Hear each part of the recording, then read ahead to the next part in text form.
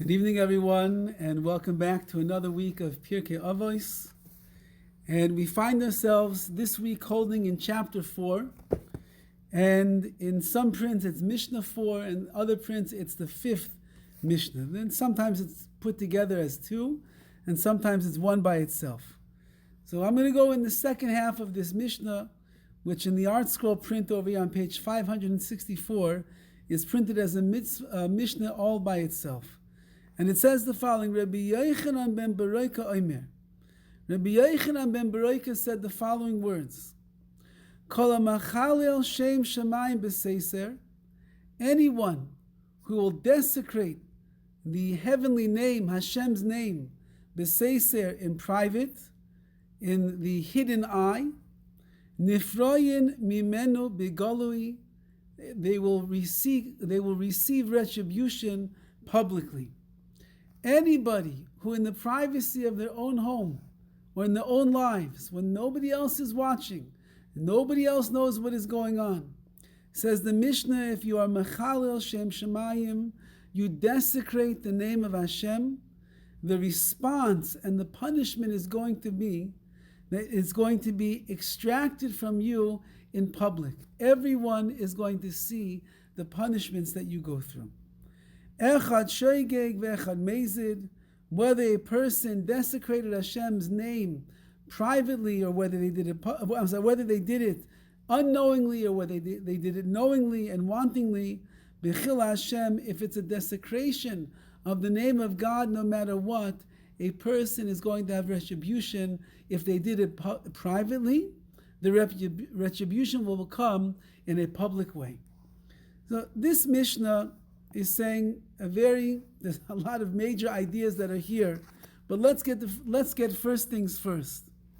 If a person creates something that is called a chilul Hashem, a desecration of God's name. Now, most of us believe, I certainly believed before learning this Mishnah, that chilul Hashem means when you desecrate God's name in a public fashion.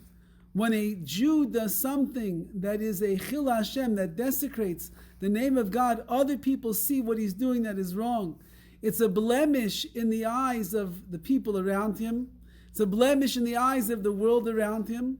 When a person who wears the garb, when a person who represents the Am Hashem, the nation of the Jewish people, when a person is a representative of the Rebbeinu Shalom, the Master of the universe, and they do something that is wrong, and they do something that is desecrating to his name in some kind of a public fashion, whether it's in front of 1 people or 10 people or 100 people, or the whole world finds out about it, that's chilul Hashem, that's desecration of Shem Shemayim, of the heavenly name, of God's name.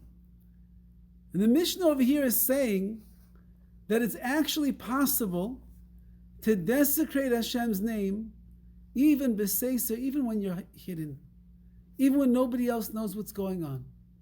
You're in the privacy of your own home, just by yourself, and you behave in a certain way that HaKadosh Baruch Hu deems to be a chilul, to be a desecration of His name. Number 1, says the Mishnah, you don't have to be in public to desecrate my name, says God. You don't have to be out there on television or in line at the grocery store, or you don't have to be in shul and to do something in a public fashion that everybody should know that you were mechalel shem shemayim, you desecrated God's name.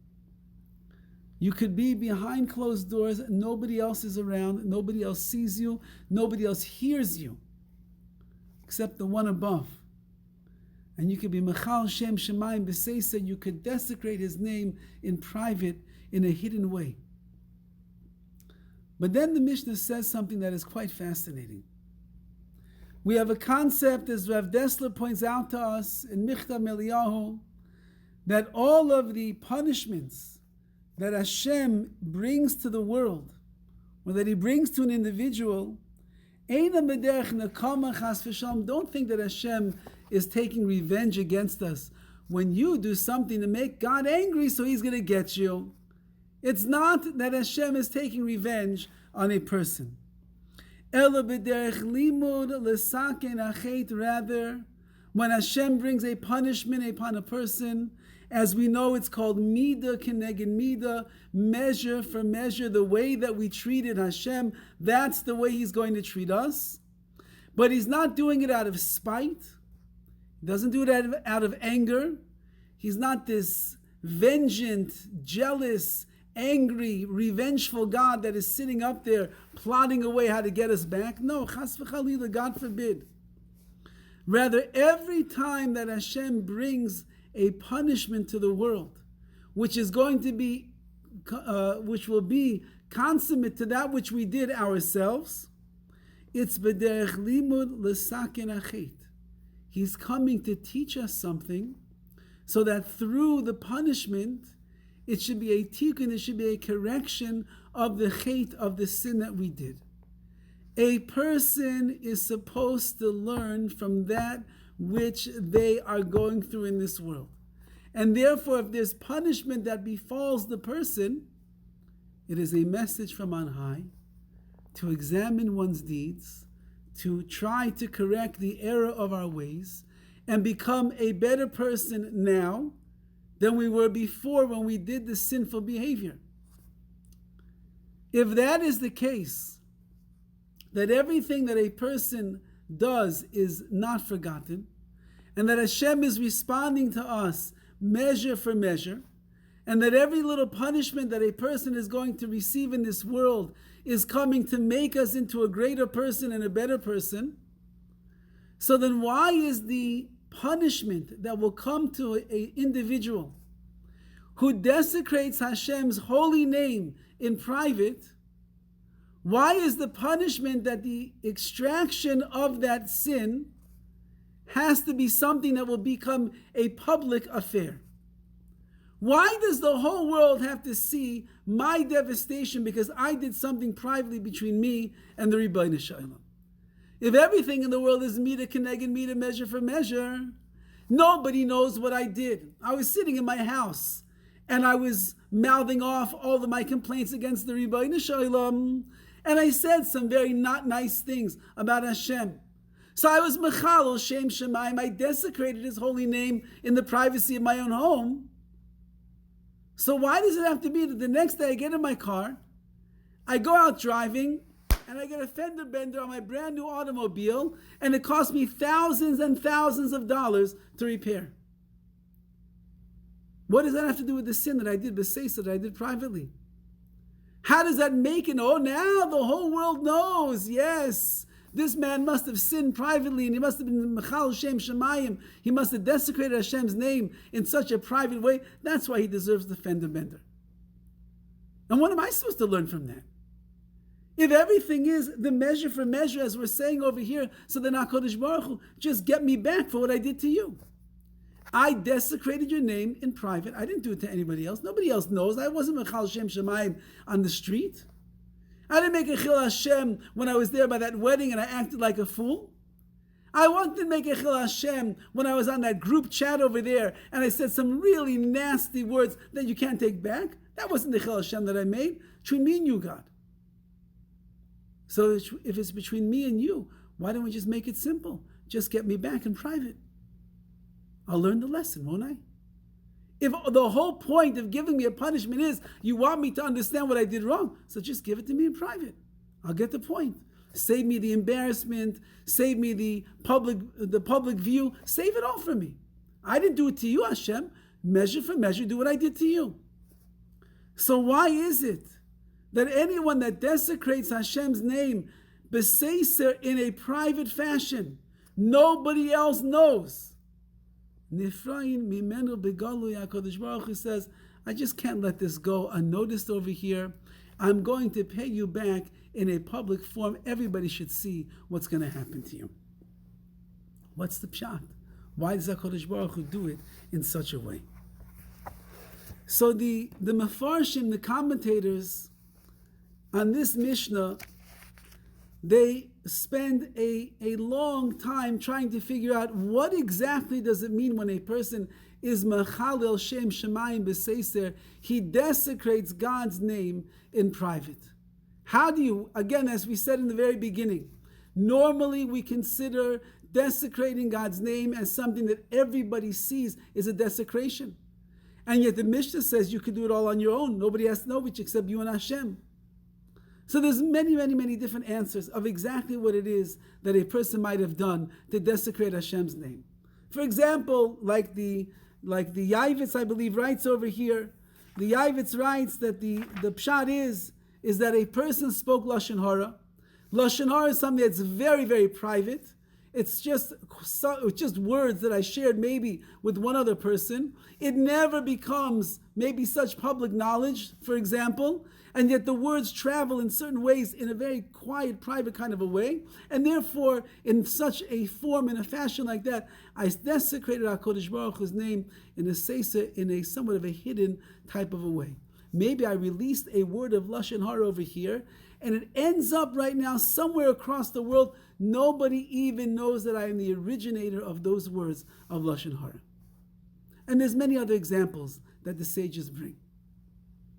I would like to suggest an answer. I didn't see it anywhere, which is why I'm not so confident or comfortable in saying this pshat. I didn't see it in the Mefarshim, but as we are going through the 3 weeks right now, and already tomorrow night is going to be Rosh Chodesh Av, which means we're heading into the 9 days.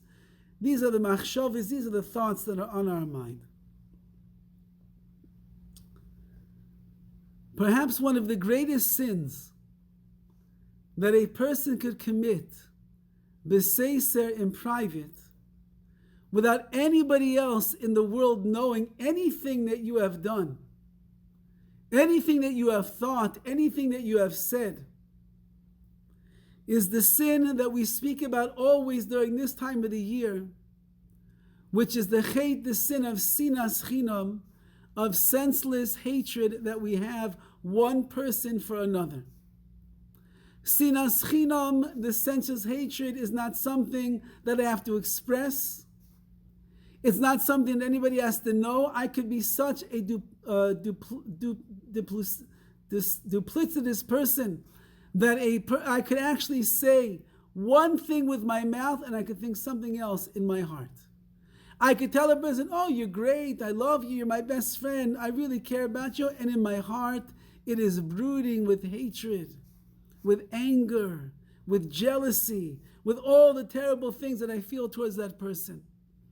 A person in this world who is living a life of Sinas Chinam, hatred, free hatred, unfettered hatred for another person, that is something that is buried deep down inside of the heart, nobody sees.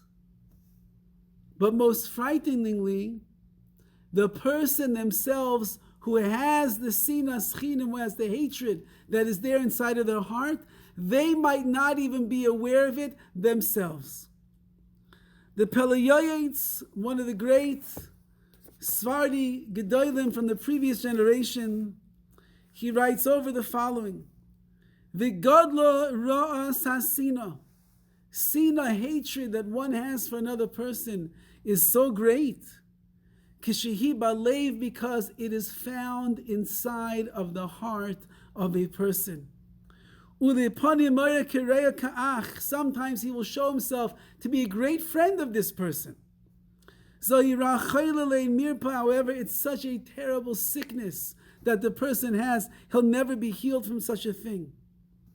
Because if inside of his heart, he's brooding, he's feeling, there's hatred, there's jealousy, all the things that lead us to this emotional world that we live in, where we actually come to hate another person. Says the Peleyaitz over here, the issue is going to be that it is buried deep inside of one's heart. And that's why the Torah tells us, do not hate your brother or your sister in your heart. Get it out of there. Because once that you begin to get it off your chest, once you begin to talk about it, once you begin to realize what it is that you are talking about, then you will begin to realize, just as he writes over here, that all of the excuses and all of the complaints that we have against another person, why it is that we say that we hate them. Hevel heima maisi tatuim. It's all nourishkeit. It's all foolishness. It's all pettiness and childness and babiness, like two little kids on the yard in kindergarten over there. And like he says, if you look in the mitzvah of the V'ahavta l'recha kamocha, to love your fellow the way that you love yourself, you'll begin to understand that hating them is the exact opposite, and it is nothing more than evil, which is buried deep inside of your heart. The greatest chilul Hashem in the world, that is done b'seisa, that is done privately, where nobody else in the world is aware of it, perhaps besides you and the Ribbono Shel Olam, is the hatred that is buried deep inside of your heart. And why is that a chilul shem shamayim? Why does that desecrate the name of God? Because since, as we've spoken about so many times, that each and every one of us is created b'tselem Elokim, in the image of God Himself. If you hate another human being, if you despise another Jew, if you look down on them, if you're jealous of them, if you harbor anger towards them, if they smile and, oh, I hate when they do that. If you see them becoming successful and your blood begins to boil. If they laugh and you can't stand their laugh. If they walk into a room and they light up the room and they're the life of the party and it drives you crazy. And deep inside your heart that nobody else sees, you have Sinas Chinam, you hate that person. It's boiling the blood that's inside of you. Not only are you hating the person themselves, but you are hating that beautiful, heilig, holy neshama that they have. And that holy neshama is a product, and it is a chelik, it is a portion of the Ribbono Shel Olam, of HaKadosh Baruch Hu Himself. Which means that when you harbor hatred inside of your heart, that nobody else sees because it is done b'seiser, in hiding and in private, you are actually hating the Ribbono Shel Olam. And that itself is the greatest chilul, shem, shamayim, desecration of God's name that you could possibly make in this world. When you harbor anger at another person, and when you look down and condescending on another person, and when that person irks you and they bother you and you can't stand being in their presence, so in effect you are saying, I cannot stand being around the Ribbono Shel Olam. Because if every single one of us is created b'tselem Elokim, in the godliness and the image of Hashem, that means the Shechina is standing there in front of you. And if you hate them, sorry to say, then you are harboring hatred against HaKadosh Baruch Hu Himself. And that is chilul, shem, shamayim, b'seiser, in a very private fashion. You didn't tell the person you hate his guts. You didn't tell that one that you can't stand being around them. Yeah, you smile, everything is great. Oh, that person really upsets me. It's like the horrible story that is told of the couple that once had a visit at night from another couple that lived in the neighborhood. And we'll call the couple whose home it is, we'll call them the Schwartzes. And the Rosenbergs came over to visit. And the Schwartzes could not really stand the Rosenbergs at all. As a matter of fact, they just bothered them.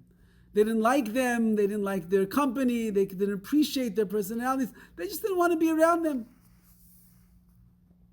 So one night when they were visiting, they hear on the monitor, the baby monitor, they hear the baby is crying. So the Schwartzes excused themselves. We're just going to go take care of the baby. Whew, saved by the bell, they said. We don't have to be with these people anymore. And they go up and they're cooing the baby back to sleep.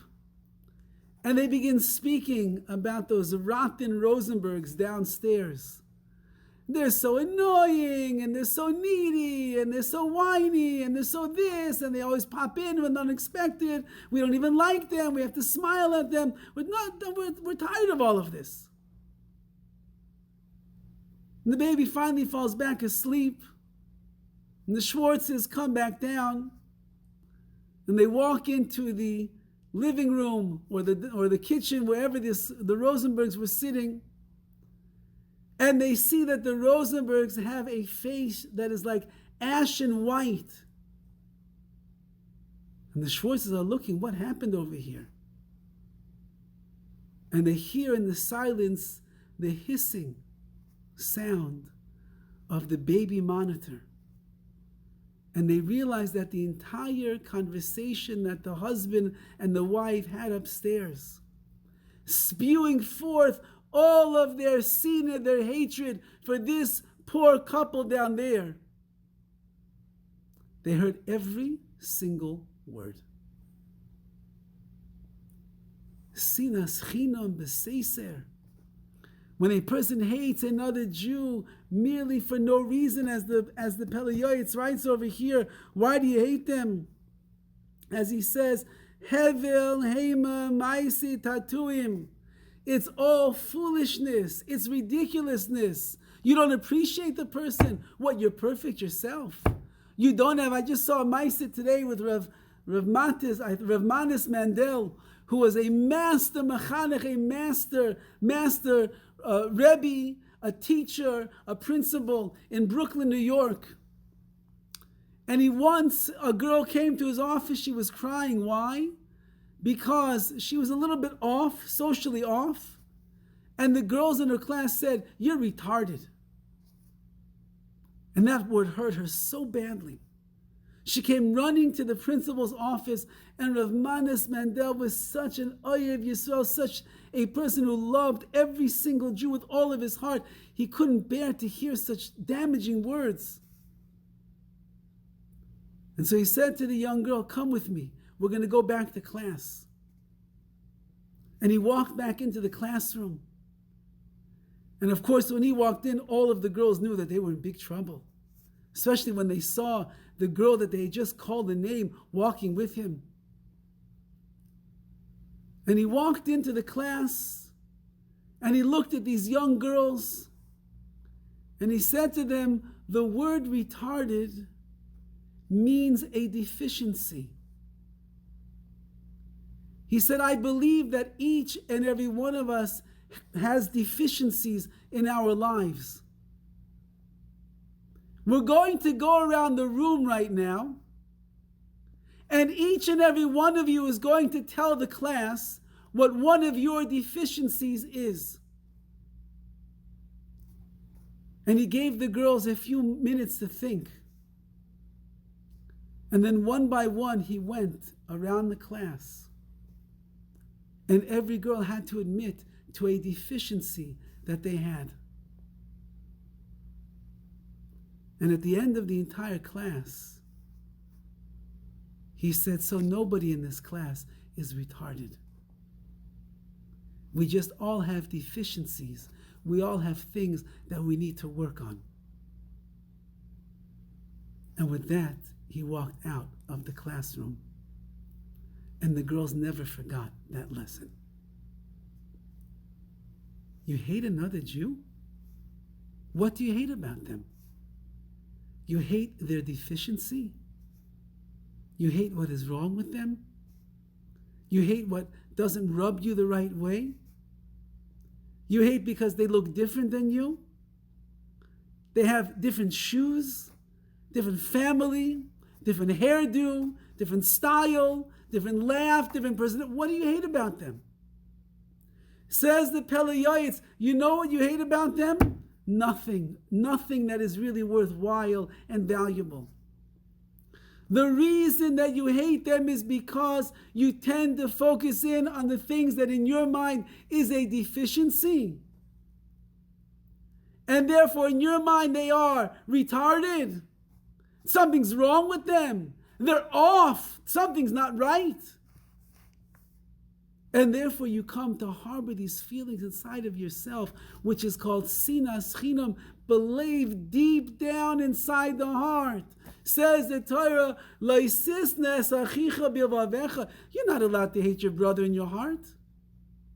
You're not allowed to hate them inside that nobody knows what's going on. That is being machal Shem Shemayim b'seiser. That is desecrating HaKadosh Baruch Hu's name in private and in silence. And HaKadosh Baruch Hu says, I can't tolerate that. I cannot have such a thing.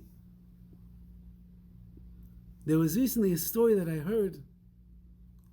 A young girl who was on a bus, I believe it's in Eretz Yisrael. In Eretz Yisrael, they still take buses. Here in LA, we don't know what a bus looks like.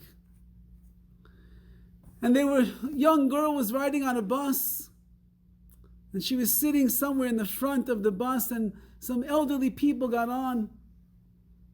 And so the old lady was expecting that this young girl, 9, 10 years old, would get up and offer her a seat. That's the way that it works usually in general on the buses in Eretz Yisrael. If you're a young person and you sit in the front, and an elderly person gets on, you have some respect for your elders. So you stand up, you say, excuse me here, you come, you sit down. And it works like that, like clockwork. All the time you will see that taking place. And this young girl, 9, 10, 11, 12 years old, she's sitting on the front of the bus. And an old elderly lady comes on, and she's waiting for this young girl to offer the seat. There's a packed bus, everyone's standing, holding on to the rails. And the girl just sits there. She doesn't even make eye contact with the elderly lady. She doesn't even look to her to offer the seat. And the old lady says, chutzpah? What's wrong with this generation today? What kind of a young lady is this? She doesn't even look at me. She doesn't even see me. She doesn't even offer me the seat. What's going on over here? So one of the other men pipes in, you're right. What can we do with the youth of today? They just care about themselves. They don't even think about anyone else.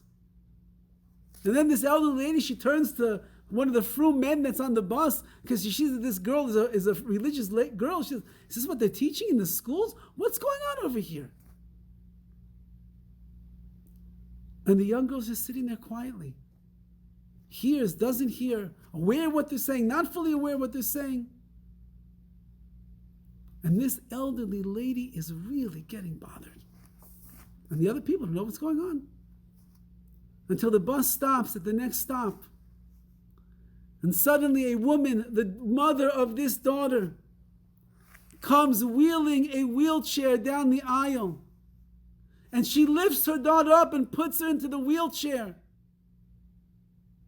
And she wheels her down off the bus. You can only imagine, of course, the embittered shock of this old lady and everybody else that was standing around, who condemned this poor young girl to being selfish, to being non-observant of the elderly lady, to being someone who didn't care about another people's feelings. You can only imagine how they felt at that moment when they saw what was going on. Deficiencies. Everybody has deficiencies. And guess what? So do we. Says HaKadosh Baruch Hu, as it tells us in the Mishnah, a person who is mechal Shem Shemayim b'seiser, a person who will desecrate HaKadosh Baruch Hu's name in a private fashion. Nobody else has to know. As we're talking about over here, Sinas Chinam, hatred in the heart. You know where the punishment is going to be exacted from that person? Bigolui, it's going to be in public. Why in public? What did I do so bad that I have to get punished publicly? Everybody should see. Rav Desta taught us in the very beginning, if the purpose of all punishments that come to the world is not because HaKadosh Baruch Hu is getting us back for what we did wrong, but rather He's trying to teach us a lesson, and He wants us to correct our ways and become better people. He wants us to be much more aware of our actions, our deeds, our thoughts, our speech, and make amends for ourselves, so that every time that He punishes us, it's for a purpose, which is make yourself into a better person. You know what the problem by Sinas Chinam is? That most of us don't even realize that we are walking around with Sinas Chinam, with hatred of another Jew inside of our hearts, that if HaKadosh Baruch Hu would come and punish us discreetly, we would never realize in 1,000 years that the reason that punishment is coming is because of Sinas Chinam, of the hatred that there is inside of our heart. How could I recognize that a punishment, a retribution is coming my way if I don't recognize I did anything wrong? And so therefore, if I'll walk in my house and I'll stub my toe, nobody else knows about it, that's a retribution. I'll think to myself, I'm so clumsy. I'm such a klutz. Why didn't I pay more attention? If I'll sit in my house and I'll end up cooking, I'll overcook the food, and it'll burn and I'll ruin my dinner, I'll think to myself, so careless. I was so busy on my phone, I wasn't even paying attention. I burnt the food. But that's not the way that the great people of previous generations thought. There's a beautiful Maisa with Rabbi Zalman Meltzer. Rabbi Zalman Meltzer was one of the most chashiv Rosh Yeshivas in Europe, and then he eventually spent the later years of his life in Eretz Yisrael, in Yerushalayim, Yer HaKodesh. And his Rebbitzin was a very, very big tzaddikus, very big, righteous woman. And one day, one of the local chedarim, local schools, had come to the house of Rabbi Zalman Meltzer, and the boys were coming to get tested. And it was one of the most exciting days of the year for these boys when you would come to the house of the great Rosh Hashiva, Rav Zalman Meltzer. If anybody ever saw a picture of him, the man looked like a Malach Hashem, like an angel here on this earth. And the boys were all gathered around his table, probably in his little tiny one-bedroom apartment in the old city of Jerusalem. And they were there. And in the midst of him giving a test to the boys, suddenly the Rebbitzin comes running into the room and she says, "The milk overflowed, the milk overflowed, the milk overflowed." And he said, "Excuse me, Rebbitzin? The milk, I was boiling the milk in the pot. It overflowed all over the stovetop. Come, we have to go right away." He said, "What are you talking about?" She said, "I've been boiling milk on the stove for years. It never, ever overflowed." She said, "Rosh Hashiva, we have to go right away. I know what happened." He said, "I'm in the middle of giving a test over here. No, we have to go immediately. We have to go." So the Rosh Hashiva turned to the young boys and he said, "You'll have to excuse me. The Rebbitzin never takes me unless I have to go. I have to go. Stay where you are, I'll be back." And so Rabbi Zalman Meltzer and his Rebbitzin are running through the streets of Yerushalayim, and he says, "What's going on over here?" She says, "Do you remember Yossela the milkman?" He said, "Of course, Yossela's been bringing our milk for years." Well, Yossela recently retired. And when he retired, so another younger milkman came in his place. And the first month after he had no longer was doing his job, Yossela came and he knocked on our door. When would he come to our house? Always on Rosh Chodesh. And he came to our house on Rosh Chodesh and he said, Rebbitzin Meltzer, I just came from my monthly stipend." And I looked at him in a wonder. And I thought to myself, "Yossela, you're no longer the milkman. There's another milkman who took your job. Why should I pay you when I have to pay the other milkman?" And there was a long silence, and Yossela knew exactly what I was thinking. And he said to me, "Oh, Rebbitzin, you're not going to pay me anymore. Is it my fault that I got older and I can't schlep the buckets and the gallons of milk anymore? And what am I going to do now? How will I support myself? You got to pay me, please." And I told him, "Yasla, don't worry. As I paid you all of these years when you brought the milk, I'll continue to pay me even when you don't bring me the milk. You come back every Rosh Chodesh and I'll make sure that I give you your stipend." She turns to her husband and she says, "Today is Rosh Chodesh, and we had a bris to attend, and we weren't home in the morning when he came knocking on the door asking for his stipend. And when the door was closed and we didn't answer, he probably thought to himself, oh, the Meltzers are no longer going to pay me. They realize that it's ridiculous. I don't work anymore. I don't deliver the milk. Why should they pay me any money?" And so now he probably ran to his house and he's crying to himself because he has no idea where's the money going to come from for this month. So Avisa Zalman Meltzer said to his wife, "Rebbitzin, that's a beautiful story, but I don't think you have to worry so much." And they come to Yasel, the milkman's house, and as they get close, from the windows they can hear crying. And Yasel is crying, "What is going to be with me? I'm not a milkman anymore. No one's going to pay me. Even the rabbi and the rebbitzin won't give me money anymore. How am I going to survive?" And the rebbitzin looked at her husband and he said, "You're right." And they knocked on the door and Yasela answered and they said, "Yasela, we're so sorry we weren't home when you came. We had to go to a bris. But don't you think for 1 minute that we're not going to continue paying you. Here's the money that we owe you."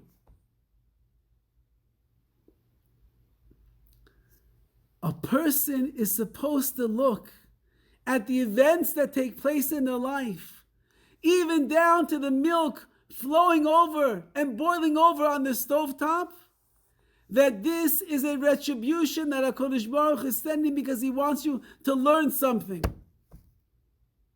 When a person harbors Sinas Chinam inside of their heart, and they themselves are not even aware of what is down there, how will stubbing their toe b'seiser in private, how will that teach them a lesson? How will burning the food on the stovetop teach them a lesson? They have no idea what's going on. Says HaKadosh Baruch Hu, I have to do something big because I have to shake you up. Because you have to know that when you are standing there in the privacy of your home and you are thinking ill thoughts about another Jew, when you walk into that chasana, or you know, when it's like certain kids, when they go to school, they have kids that they hate. They just hate them. And they do anything now with this, the evil of the caller ID. It's the evil of the caller ID. Because we can decide who we want to talk to and who we don't want to speak to. Whose phone we answer and whose call we decide not to answer. You know, lahavdil elif alfei havdalos. You know, when Mengele Yamach Shemoy was standing by the gates of Auschwitz, he would say this way or that way, with just a flick of his hand like this. We make the same decisions. This one I'll answer, this one I won't answer, this one I'll take. This, again, it's a gross example. It's a little bit extreme. But you have to know that sometimes when the person is calling on the other line, you are talking about a matter of life and death. There are people that are so fragile and they have such low self-esteem and such anxiety, always worrying about what people think about them. And when you don't answer the phone another time, what they don't know, you know that when you go like that, they know the call ends. They know that you turn them off. And then, so the next time you let it ring 7 times, and then the phone itself will answer by itself, and they'll get your voicemail. Okay, fine, you play the whole trick. You have to know that you have people's lives in your hand. When a person is harboring Sinas Chinam, hatred that is there inside the heart, the biggest problem is we don't realize it ourselves. We don't think that we're doing anything wrong. I can't like everybody. I can't accept everyone. I can't put up with every single person who bothers me and annoys me and gets on my nerves. If you read stories about Gedolei Yisrael, the great leaders of our generation, we're talking about people that made their homes into a Rishus Harabim, a public thoroughfare. There sometimes are hundreds of people that are clamoring on their door every single day. And they sit there with patience.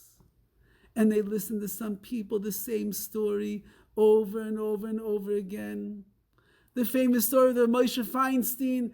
Every single Friday afternoon, there was an almana, there was a widowed woman who used to call him to ask him, Rebbe, what time is candlelighting this week?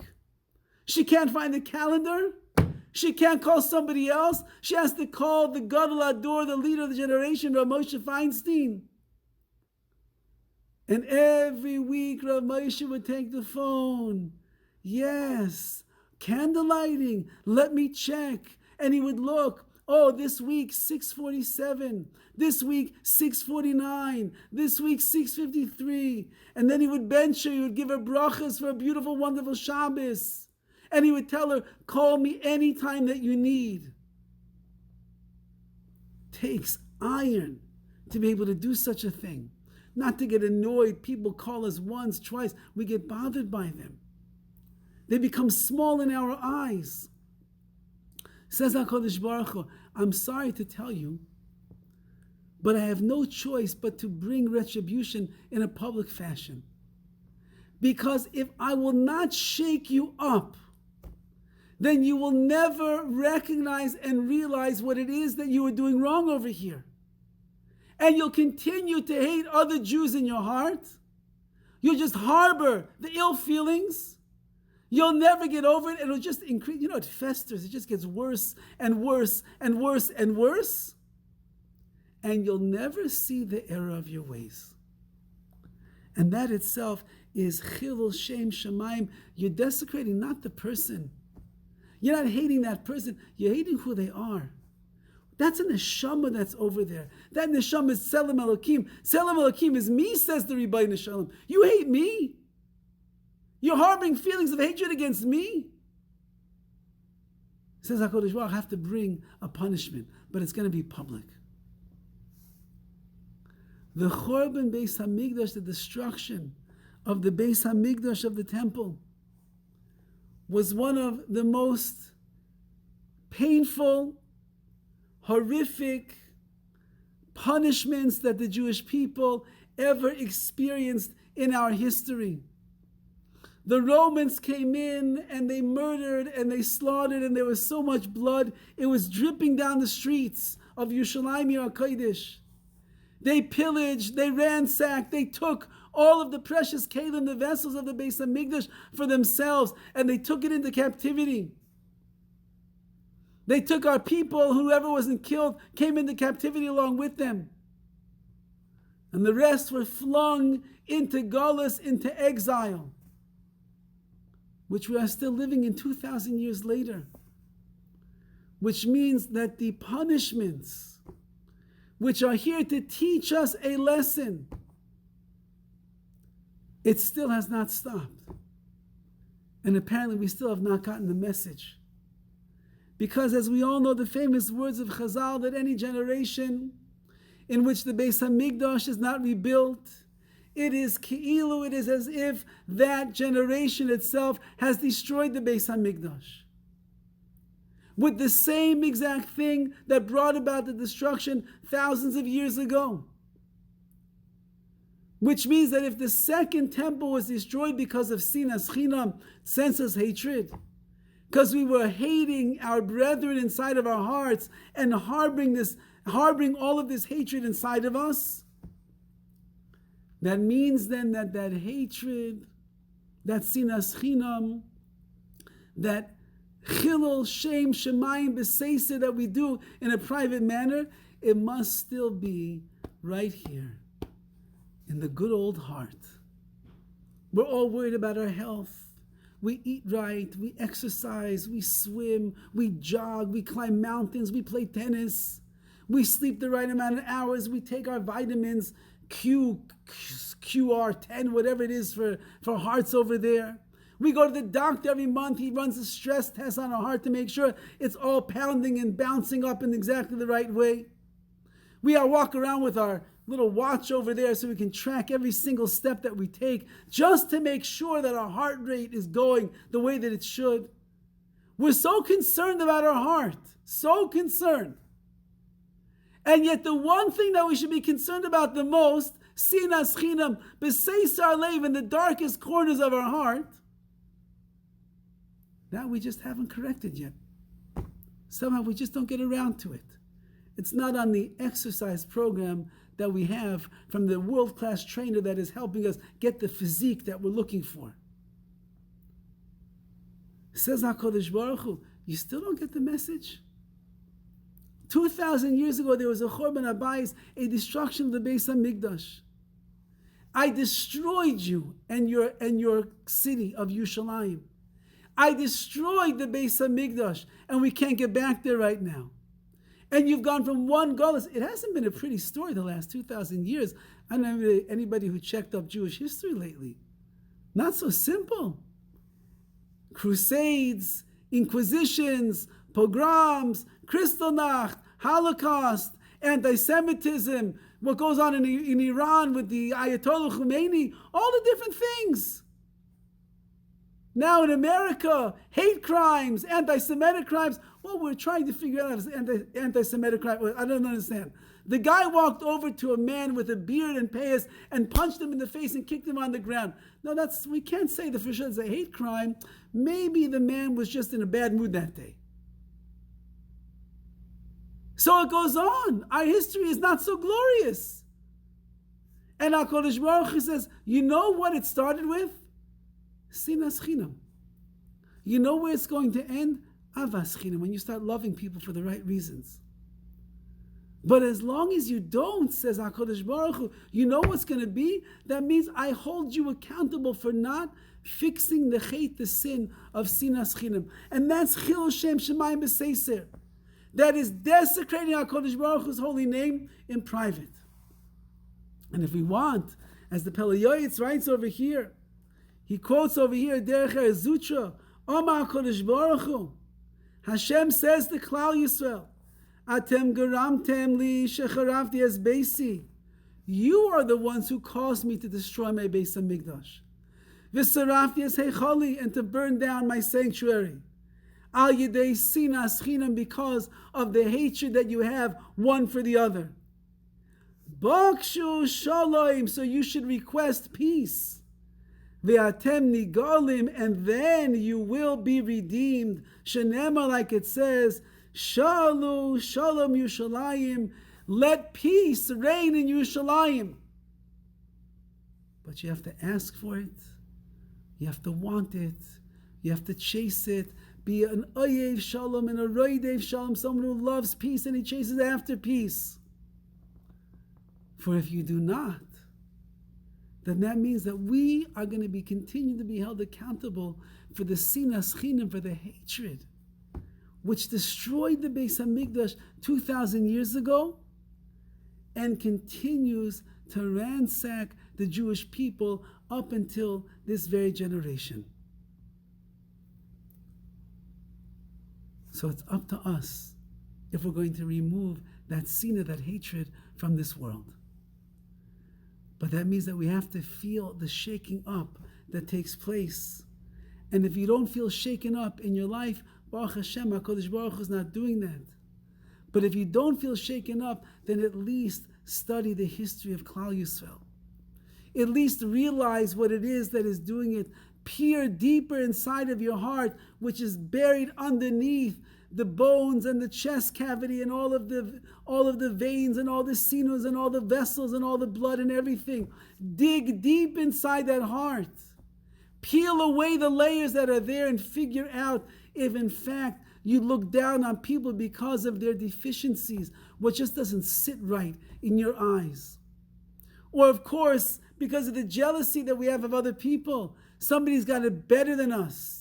Somebody's better looking than us. They're more popular than us. They're richer than us. They're more successful than us. They have a better family than us. So we walk around with this jealousy brooding inside of us, and that breeds Sinas Chinam, hatred that we're going to have of another person. Says the Rebbeinu Shalom, it's not enough already, 2,000 years. It's not enough. Enough of away from our land, away from our Shechina, away from our Kedusha, away from our Kohanim, away from our... It's not enough yet. I destroyed it for one reason. Sinas Chinam. I took retribution in a very, very public matter. It's supposed to shake the Jewish people up. But we're still coasting through life, going along, automatic pilot. Shalom alai, everything is good with me. I have nothing to worry about. I hate this one, I hate that one. No, what's the big deal? Little lashon hara here and there. Never hurt anybody. What's the big deal? Says Rav Dessler, as we said in the very beginning, there's never a punishment that will come to the world unless HaKadosh Baruch Hu wants to teach us a lesson.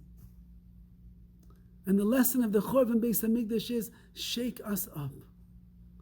To realize that there's so many deep things that are going on in this world, and if we don't acknowledge and recognize them, then it'll just keep going without our thoughts, without our focus, without knowing what we are doing. And at this opportune time, as tomorrow night already unfortunately brings us into the 9 days, which means that the Avelis, the morning of Yerushalayim, is getting more intense. Already by then we stop with the meat, we stop with the wine. Many people don't take showers on a regular basis during this time, and even when they do take a shower, it's not with all the geschmack and all the zest fully clean that we normally have. If we've been listening to music up until this time, it's all right to stop for 9 days. You'll survive. There's a Chorban Abayis that is lying there, and the Shechina is not there. And if you want to be able to recognize deep inside of your heart what it is that is creating and causing that, we need time to think. We need time to commune with ourselves. We need time to think about the sin of the hatred that we share for other people in this world. And if in fact we will do that, and we will overcome the inertia of man, and instead of having the hatred, we will strengthen ourselves in seeking the peace and the love of another person, the avas chinam, the love for our fellow Jew, which we must create inside of ourselves on the highest degree possible, then the Jewish people begin to look like a different nation altogether. I want to leave you with an amazing story. And this is the story over here of, I don't know, you're not allowed to hate another Jew, but are you allowed to hate all the flies that are flying around in this base midrash right now and have not left me alone the entire shir? I don't know. They're also creatures of Hashem, but I can tell you they're annoying me quite a bit tonight. One of the great Rosh Yeshivas in Eretz Yisrael, the last generation, was a man by the name of Rav Yaakov Naiman. He was a Rosh Yeshiva in a yeshiva called Or Yisrael in Petach Tikva.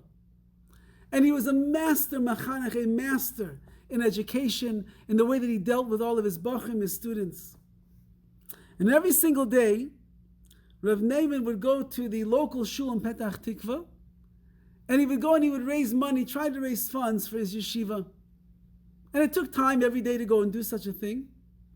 So he had a wonderful way in which he would get to know the yeshiva bachrim better in his yeshiva. Each day that he would go, he would take a bacher with him. He would walk with him. They would schmooze, they would talk, he would get to know the boy. Then they would go and they would collect the money, and then they would walk back, and they'd have more time to be able to schmooze and to talk. One of the outstanding boys in the yeshiva was a young man by the name of Yechiel Michal Stern. And he was vying, he was waiting for this opportunity. He would have to walk with his Rosh Yeshiva to the shul and back to the shul. In that time also, there was another boy that was in the yeshiva, a very bright boy. Father worked very, very hard. And nevertheless, and the father was, the Mesiras Nefesh paid whatever pennies he had to get this boy to yeshiva. Nevertheless, with this sharp mind that the boy had, it didn't really seem to matter. He was using it for a lot of really negative things outside the walls of the yeshiva. And this Yechiel Michal Stern and this boy, they were roommates. And one day his roommate tells him, he says, Yechiel Michal, just so you should know, if I come back late tonight, don't worry, I'm going to the movies. The movies? Are you kidding? You're going to the movies? Yeshiva Bacher like you? Yeah, what's the problem? I'm going to the movies. I'm going to blow off some steam. I'm going to the movies. So, as Yechiel Michal Stern finally had his day to walk together with the Rosh Yeshiva, and they're walking down the path past the yeshiva building, he sees this boy over here who was really on his way to go to the movies. And Yechiel Michal Stern starts waving his hand away. Get out of the way. The Rosh Yeshiva is coming. Get out of the way. Go, go, go, go, go. And this boy didn't care. So he starts making fun back to Yechiel Michal Stern. Yeah, go, go, go, go, go. When the Rosh Yeshiva comes walking past, Shiva nods his head. He sees that he's out of the Beis HaMidrash and he says, is everything all right? And the boy says, yeah, everything's fine. I'm just getting ready. I'm going to the movies. So Yechiel Michal Stern, Bacher in the yeshiva at the time, looks at this boy in total disbelief. And he's looking now to his great Rosh Yeshiva. How is the Rosh Yeshiva going to react? And the Rosh Yeshiva looks at the boy and he says, dressed like that, you're going to the movies? It's so cold and chilly outside. You don't have a sweater. He said, quick, let's go back to the dormitories, get a sweater first, and then put it on, and then you can go to the movies. He says, look, your parents entrust me with your life, your life and your wellness. If you'll go to the movies tonight and catch a cold because you weren't wearing a sweater, they're going to be upset with me. So come, let's go back to the dorms and get you a sweater. So the boy starts mumbling something about, I'm going to be late for the beginning of the movie. So Yechiel Michal Stern says, don't worry. Let's get a sweater. You'll go on the bus. You go to the movies. And if you miss the first one, you'll catch the second showing. Don't worry about it. Now Yechiel Michal Stern is watching this whole thing unravel. And he is in absolute shock. They go to the dorm, they get him the sweater, and the Rosh Yeshiva, Rav Naaman, sends the boy off on his way. As Yechiel Michal Stern and the Rosh Yeshiva are walking to the shul, he says, Rebbe, how did you do that? He's going to a movie. It's usher, it's treif, you can't do such a thing. Why did you give it to him? So the Rosh Yeshiva looks at him and he says, have you ever been a Rosh Yeshiva before? Have you even had a Talmudic student for one day in your life? I am a Rosh Yeshiva for 50 years already. I think I know a little bit more about chinuch, raising students, than you do. Let's just wait and see what will happen. Late that night, this bacher, the boy who went to the movies, returned to the dorm room. And Yechiel Michal Stern could see already that he didn't have the same confidence and arrogance that he had before that he left. Because he realized he was caught by the Rosh Yeshiva, he's probably getting kicked out. The next day, this boy woke up early. He went to the Beis Midrash for davening. He watched the Rosh Yeshiva to see if he would throw him an evil glance. Nothing. Then in the middle of a Seder, in the middle of learning that morning, he sees the Rosh Yeshiva walk over to this boy's Rebbe. And they start talking. He says, that's it, I'm finished. They're talking about me. I'm out of this yeshiva.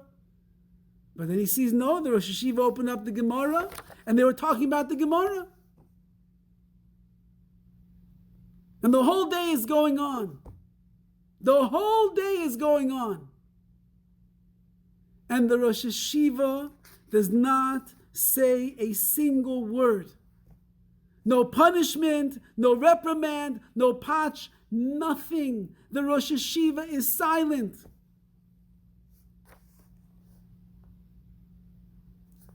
Finally, in the afternoon, late in the afternoon, the Rosh Hashiva calls the boy into his office. And he says, that's it, I'm finished. He waited the whole day, he tortured me, now I'm going to get it, I'm thrown out. The boy walks into the Rosh Hashiva's office. He sits down in the chair opposite on the desk. And the Rosh Hashiva, Rav Naaman, looks at him and he says, no? What were you mechadesh today? Which in English means, what novel idea did you have in your learning of Gemara today in the Beis Midrash and Yeshiva? The boy was caught off guard. He quickly gathered his thoughts together, and he began to tell the Rosh Hashiva, well, I was learning the Gemara over here, and Rashi said like this, Rashi said like this, blah, blah, blah, and they're back and forth. And she said, good. A little more back and forth. The Rosh Hashiva asked a question, he gave an answer. And at the time the conversation was over, the Rosh Hashiva looked at him and he said, very good. Go back to the yeshiva and learn. That was it? No punishment? Nothing? That was it? Later that evening, this young man was racked with so much guilt and so much pain for what he had done. He came into the Rosh Hashiva's office and he broke down crying and apologizing. I'm so sorry, Rosh Hashiva. I can't believe what I did. I'm so sorry. And Rav Yaakov Naaman, the Rosh Hashiva, listened very quietly to everything the boy said. And after the boy finished crying and apologizing for his brazen behavior, Rav Naaman said to him, you know, your father works very hard. He doesn't make a lot of money. Yet somehow he manages to send as much as he could afford every single month to pay for your education here in yeshiva. And he says, look how important it is to your father and your mother that you become a Talmid Chacham, that you become a Torah scholar. On top of that, you're the oldest boy in the house. I would imagine that if you become a Talmid Chacham, then all of the other children in the family are going to want to become Talmid Chachamim, scholars as well. But if you become an orange picker, then the other kids will become orange pickers as well. And he says, what do you think is going to mean more and matter more to your father and to your mother? Why would you want to cause them aggravation? Why would you want to do this to younger brothers as well? Why? And the young man listened very carefully. And when he got up from that office, he dedicated himself to change. He's going to be a different person. He's going to sit and he's going to learn and he's going to try his best. And sure enough, he became such a diligent student in the yeshiva. He's been sitting and learning and he has not stopped since. Several years later, this young man became a chassan and got married. And by the chasana, the great Rosh Hashiva, Rav Yaakov Naaman was there. And Yechiel Michelster and that bacher, who couldn't believe that the Rosh Hashiva didn't give him a big patch when he said he's going to the movies, he was also there. So Rav Naaman walked over to him and he says, no? Who was right? What brought about the best results? The patch or the galetel or the little stroke that I gave him on his cheek? And Rabbi Yechiel Michelster said, Rosh Hashiva, you were right. Don't look at the deficiencies. Don't look at the bad. Don't dwell on the mistakes. Don't get jealous of another person. Don't look down on another person. If you do, you're mechalel shem shemayim b'seiser. You're desecrating HaKadosh Baruch Hu's name in private. It's the Shechina that you're desecrating over there. And if we do, Rachmana litzlan lo aleinu, then the gullus and the exile continues to stretch on and on and on and on and on. However, if we follow the words of Chazal, Bakshu Shalom, if you will search for peace, Ve'atem Nigalim, then you will be redeemed. May we be Zeichem Yitz Hashem to wipe away the Chilul Shem Shemayim B'Seiser, the Sinas Chinam, which is deep, deep, deep inside of our hearts, to get the messages of history and to get the messages of these ominous times that we are in right now as well. To begin to look at the good in others and not the bad, and to love them the way that we love ourselves, to seek peace, to chase after peace, to wipe away the shmutz of Sinas Chinam, and Be'ez Hashem, and that's a chus, as it says, the Golus came because of Sinas Chinam, and the Geula will become because Avas Chinam, because we love our fellow Jews the way in which we love ourselves. We should be Zeiche this year not to sit on the floor, not on Tisha B'Av, but rather to be singing and dancing together with Achdus, with unity, in Yerushalayim Yar Kodesh, B'imheira V'yameinu. You're welcome. If you have any questions, I'm happy to answer.